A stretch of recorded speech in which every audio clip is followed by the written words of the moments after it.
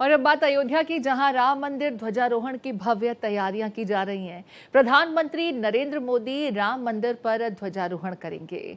इस दरमियान करीब 5 घंटे तक अयोध्या में प्रधानमंत्री नरेंद्र मोदी की मौजूदगी रहेगी। देखिए, राम मंदिर में ध्वजारोहण को लेकर के जबरदस्त तैयारियां की जा रही हैं। पूरे अयोध्या में खास इंतजामात किए जा रहे हैं, क्योंकि इस दरमियान इस आयोजन में करीब 3000 लोगों को न्योता भेजा गया है। प्रधानमंत्री नरेंद्र मोदी की तकरीबन 5 घंटे तक की मौजूदगी रहेगी इस ध्वजारोहण कार्यक्रम के दरमियान।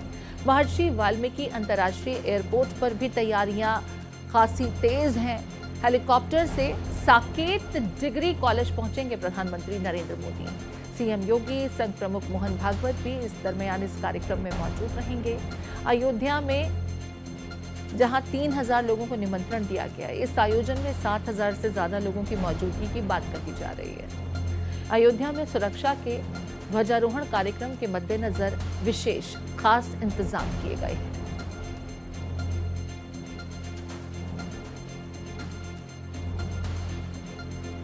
तो देखिए, एयरपोर्ट पर भी विशेष तैयारियां, और प्रधानमंत्री नरेंद्र मोदी तकरीबन 5 घंटे तक ध्वजारोहण कार्यक्रम को लेकर अयोध्या में मौजूद रहेंगे। एक बार फिर अयोध्या में नमो नमो की गूंज सुनाई देने लगी है। प्रधानमंत्री नरेंद्र मोदी का 25 नवंबर को राम मंदिर में ध्वजारोहण कार्यक्रम के लिए उनकी मौजूदगी रहेगी। हमारे साथ UP state head Bharat express Pawan Sengar जुड़ गए हैं, उनका रुख करेंगे। पवन जी, अगर बात की जाए तो अयोध्या नगरी एक बार फिर तैयार है। प्रधानमंत्री नरेंद्र मोदी पहुंचने वाले हैं कल, और इससे पहले ध्वजारोहण कार्यक्रम को लेकर के विशेष इंतजामात, चाहे तैयारियों के मद्देनजर हो, चाहे सुरक्षा की बात की जाए। हाँ, निश्चित तौर पे प्रीति, क्योंकि अयोध्या एक बार फिर उस तरीके से सज रही है जिस तरीके से त्रेता युग में भगवान राम जब आए थे यहाँ पे, और जिस तरीके से भव्य दिव्य राम मंदिर का निर्माण हुआ, और अब मंदिर जो है पूर्णतया की तरफ बढ़ रहा है। यानी 25 नवंबर को प्रधानमंत्री नरेंद्र मोदी धर्म ध्वज स्थापित करेंगे, इतिहास रचेंगे। और ये वो द्वार है, शंकराचार्य द्वार है, जहां प्रधानमंत्री नरेंद्र मोदी जहां यहाँ पे एंट्री करेंगे। यानी साकेत विद्यालय से रोड शो करते हुए प्रधानमंत्री नरेंद्र मोदी इसी शंकराचार्य गेट जो सज करके तैयार है, आप सामने देख सकती हैं, यहां से वो एंट्री करेंगे। और उसके बाद जैसे प्राण प्रतिष्ठा के समय वो भोजन छोड़ दिए थे, अन्न ग्रहण करना छोड़ दिए थे, उस तरीके से बताया जा रहा है कि वो व्रत रहेंगे। और जब धर्म ध्वज स्थापित करेंगे, केसरिया ध्वज जब लहराएगा शिखर पर, तो एक तरीके से उस समय को याद किया जाएगा जब भगवान राम यानी राम राज्य था। तो उसको स्थापित करने का प्रयास एक बार फिर अयोध्या में किया जा रहा है। और प्रधानमंत्री नरेंद्र मोदी यहाँ पे रहेंगे, उनके साथ तकरीबन 7000 इनवाइटी हैं यहाँ पे, उनकी संख्या है। उसके अलावा मोहन भागवत सहित तमाम गणमान्य लोग होंगे। उत्तर प्रदेश के मुख्यमंत्री जो गोरखपीठाधीश्वर हैं योगी आदित्यनाथ, समीक्षा बैठक अधिकारियों के साथ पहले ही कर चुके हैं।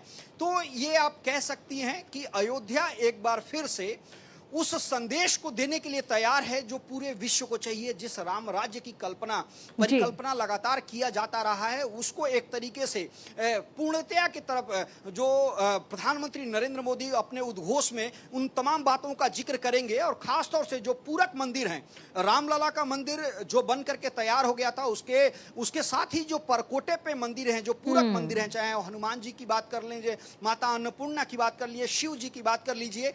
एक बात प्रधानमंत्री नरेंद्र मोदी ने प्रेजेंटेशन के दौरान कहा था कि आने वाले 200 सालों में जो जनरेशन होगी वो अयोध्या से कैसे जुड़ेगी, वो अयोध्या क्यों आएगी, लिहाजा उस तरीके से राम मंदिर का निर्माण हो। और उसी का इंपैक्ट है कि जो परकोटे पे मंदिर है, यानी जो राम मंदिर का परकोटा है, उसके साथ जो पूरक मंदिर है, यानी पूरे रामायण में पूरे भगवान राम के साथ जिन जिन लोगों ने कार्य किया, सहयोग किया, उन तमाम लोगों का मंदिर, तमाम लोगों की स्थापना इस राम मंदिर के आसपास किया गया है। उन मंदिरों का दर्शन करेंगे यो प्रधानमंत्री नरेंद्र मोदी। बहुत महत्वपूर्ण जानकारियां आप दे रहे हैं पवन जी। मैं चाहूंगी जो तस्वीरें आपके आसपास हैं, जो आप देख पा रहे हैं, हमारे दर्शकों को भी दिखाएं कि कितनी भव्य, कितनी खूबसूरत नजर आ रही है अयोध्या नगरी। और सिक्योरिटी को लेकर के क्या कुछ खास इंतजाम रहेंगे, क्या कुछ पाबंदियां, रिस्ट्रिक्शंस इस दरमियान रहेंगी, वो भी हमारे दर्शकों को बताएं।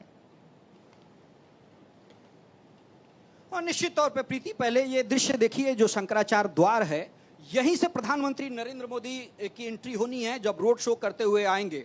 और रही बात सुरक्षा की, तो एनएसजी और एसपीजी लगातार यहाँ पे कैंप किया हुआ है और एसपीजी ने पूरे मंदिर परिसर सहित जो जहाँ पे हेलीपैड है, जहाँ से प्रधानमंत्री नरेंद्र मोदी को आना है, वहाँ से लेकर के पूरे मंदिर को एक तरीके से अपने कब्जे में ले लिया है। तमाम तरह के जो सिक्योरिटी फोर्स हैं उनकी ट्रेनिंग की गई है, क्योंकि दिल्ली ब्लास्ट के बाद ये माना जा रहा था कि अलर्ट मोड में है तमाम सिक्योरिटी एजेंसियां, और उसको लेकर के तमाम सारी व्यवस्थाएं की गई हैं। इस रामपथ पे जहां पे हम मौजूद हैं, वहां पे कल सुबह 6 बजे से कोई भी वाहन आपको दिखाई नहीं देगा। यानी जो पूरा रोड शो है, रोड शो से 1 किलोमीटर आगे यानी जो वीणा चौक है, जहां से रामपथ शुरू होता है, वहां से लेकर के और साकेत जो कॉलेज है जहां से प्रधानमंत्री नरेंद्र मोदी को आना है, इस रोड पे एक तरीके से नो व्हीकल जोन होगा। कोई भी व्यक्ति, आम व्यक्ति इस रोड पे नहीं होगा, केवल सिक्योरिटी फोर्सेस होंगे और तमाम सारे ऐसे लोग होंगे जो प्रधानमंत्री नरेंद्र मोदी के कार्यक्रम में शामिल है। तो हमारे साथ मनमीत भी हैं जो लगातार प्रीति कवर करते रहे हैं। और मनमीत, क्या फर्क देख रहे हैं जब प्राण प्रतिष्ठा, गर्भगृह और उसके बाद आज का जब मंदिर पूर्ण होने जा रहा है, केसरिया ध्वज लहराने जा रहा है, त्रेता युग को याद कर रहे हैं, तो क्या फर्क देख रहे हैं? अब देखिए, बहुत ज्यादा फर्क है। अगर आप देखें तो जब भगवान श्री राम के मंदिर की प्राण प्रतिष्ठा हुई, उसके बाद से पूरी अयोध्या एक प्रकार से एकदम चमक गई। यहाँ पे आर्थिक रूप से डेवलपमेंट हुआ, रोजगार हुआ, और रोजगार के साथ साथ जो है, जब एक समय था कि यहाँ लगभग 10,000 के करीब श्रद्धालु आते थे, आज के समय में प्रतिदिन 1 लाख से ज्यादा श्रद्धालु अयोध्या आ रहे हैं।